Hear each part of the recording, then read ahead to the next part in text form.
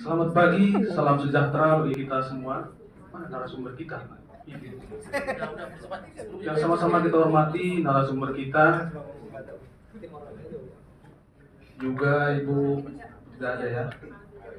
Dan yang paling kami sayangi dari masyarakat ya, dari desa mana aja Bu? Desa Genting, desa Diski, terus satu lagi desa Melati ya. Merelan. Jadi perkenalkan, kami dari tim khusus ya.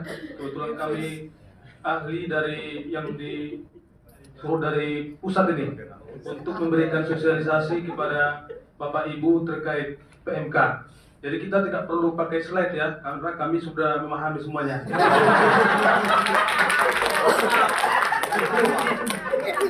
Mungkin karena Bapak Ibu tadi belum terlalu paham, harus membaca dulu. Kami langsung mengungkapkan. Oke, jadi yang kita bahas adalah PMK. Jadi kira-kira Bapak Ibu ada yang belum paham tidak PMK ini? Singkatannya. Pada kira-kira mau dibaca. PMK ini penyakit mulut dan kuku. Baik, selamat datang Pak. Silakan Pak. Oke, yang jadi kita bahas saat ini adalah biosecurity. Ini biosecurity sepertinya bahasa Inggris ini. Kalau bio itu artinya hidup, security itu pengamanan dan perlindungan. Kira-kira ada yang kurang paham kira-kira, biar kita jelaskan lagi. Kalau kita gabungkan suatu program untuk perlindungan dan pengamanan yang terkait saat ini adalah untuk ternak, itulah biosecurity. Kira-kira udah paham Pak ya? Oke. Kebetulan juga kita memang sudah ahlinya Pak, untuk langsung kemarin. Oke, yang harus kita bahas saat ini adalah apa itu security, sudah kita jelaskan tadi ya. Yang kedua, giat apa yang termasuk biosecurity. Ini harus kita baca juga Pak, tapi nanti kita jelaskan kembali. Jadi 4 pengendalian kunci PMK. Yang pertama, imunitas terhadap PMK. Maksudnya di sana imunitas terhadap PMK. Berarti di sini kita harus memberikan kekebalan terhadap ternak kita. Apa aja kira-kira itu supaya tidak terkena PMK? Bisa juga kita memberikan vitamin. Kira-kira vitaminnya apa itu? Saya rasa orang Bapak sudah lebih paham lah ya. Karena kita vitaminnya banyak. Bisa juga obat-obatan tradisional seperti jahe, jamu-jamuan, kira-kira demikian lah Pak. Udah paham itu ya. Terus yang kedua, karantina atau stamping out. Karantina itu maksudnya gini. Ketika ada ternak kita yang sudah terpapar, dalam satu kandang itu ada contohnya 10 ekor. Sudah ada terpapar 1 ekor, ya kalau bisa kita pisahkan, kita karantina. Jangan kita gabungkan lagi, isolasi. Jadi kadang-kadang kalau kita punya banyak kandang, jadi kalau dia di perkebunan dilepas, sulit juga memang, karena kita tidak bisa kita paksakan. Itulah kalau untuk karantina. Terus yang ketiga, pengendalian lalu lintas. Pengendalian lalu lintas itu maksudnya kita dalam sebenarnya aturannya tidak bisa menerima dan menjual ya. Contohnya di daerah Asahan sudah zona merah, kita dengan bebas membeli dari sana ke tebing tinggi contohnya. Kan sebenarnya kan sudah membawa penyakit ke zona hijau, zona tebing tinggi. Jadi itu maksudnya pengendalian lalu lintas. Terus dalam hal ini juga sebenarnya harus diikat dengan aturan. Aturan itu aturan dari desa. Juga baterainya ini.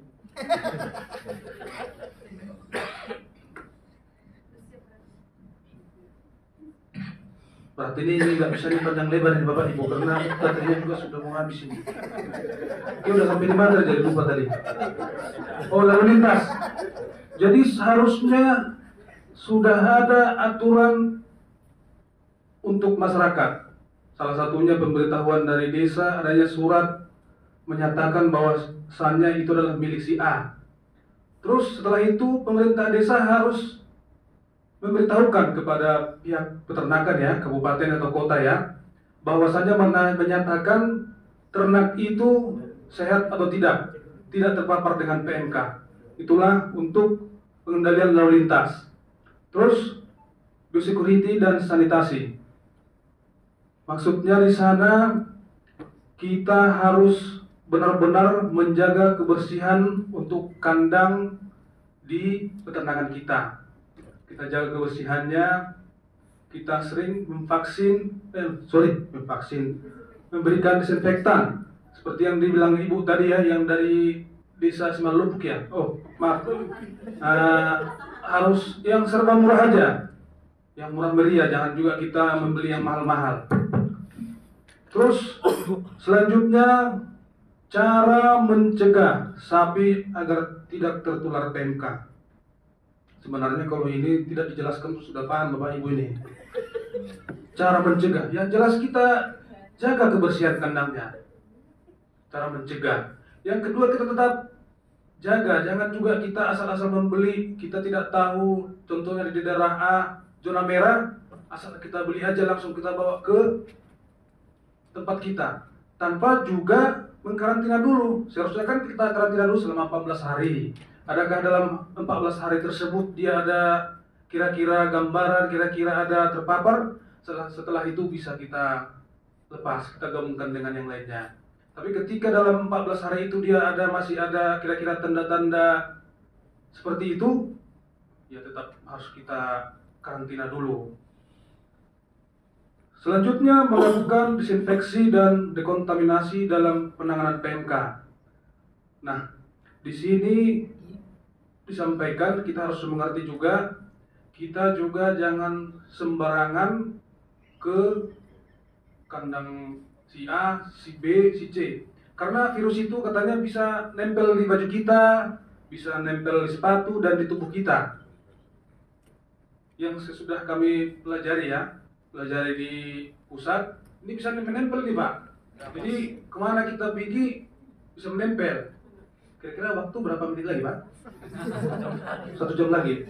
Sampai di sini kira-kira yang bisa bertanya Pak? Nggak ada ya? Nggak ada Pak. Oke. Jadi tetap kita jaga kebersihannya. Oh, ketua, sini ketua.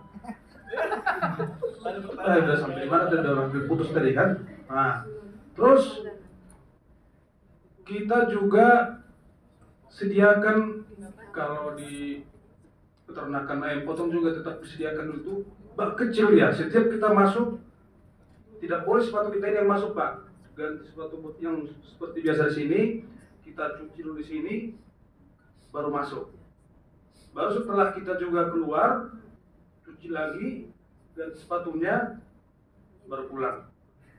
Kira-kira demikian. Nah, kira-kira udah paham lah dari masyarakat yang dari desa Pak ya? Nah, dari desa udah siap, udah paham Bu, kira-kira. Oh boleh, kita akan jawab dengan baik. Karena juga tim kita lengkap di sini Bu, bagian tanya jawab ada, semua lengkap. Silakan Bu, silakan. Di sini saya punya sapi Pak, dia dalam keadaan bunting. Tadi di sini Bapak bilang untuk meningkatkan imun. Imun itu pakai bisa obat-obatan atau jamu-jamuan. Sebelum saya kasih ke ternak saya takut nanti entah tambah matinya kan begitu. Yang mau saya tanyakan Pak, ini jamu-jamuan tradisional ini apa ini Pak? Kan nggak tahu saya ini entah bentuk apa, resep-resepnya, bahan-bahannya, berapa perbandingannya, cara aplikasinya. Saya nggak ini, saya pakai yang ini Pak. Pertanyaan sangat bagus. Jadi jangan salah nanti. Kalau dia salah nanti ilmunya bisa masuk aja. Iya. Takutnya bukan sehat malah ada lagi timbul lagi penyakit atau bahkan bisa mati gitu. Oke Pak, terima kasih. Kira-kira sudah dipertanyakan ilmunya udah berapa bulan banyak penting ya? 5 bulan Pak. 5 bulan. Nah, coba ahlinya dari sini.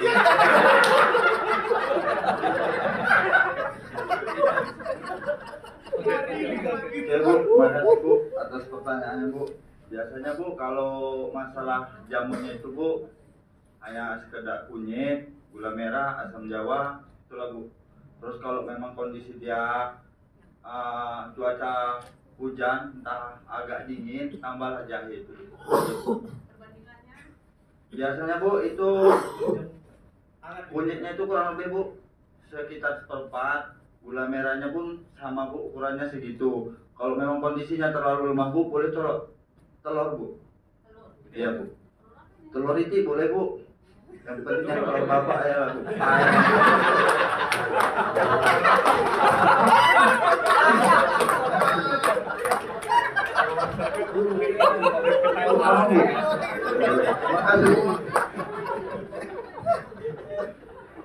Jadi kira-kira sudah paham semua Bapak Ibu ya. Sebelum kami meninggalkan tempat ini, jangan nanti sampai di belakang hari banyak bertanya-tanya. Sudah cukup Bapak Ibu? Oke, terima kasih.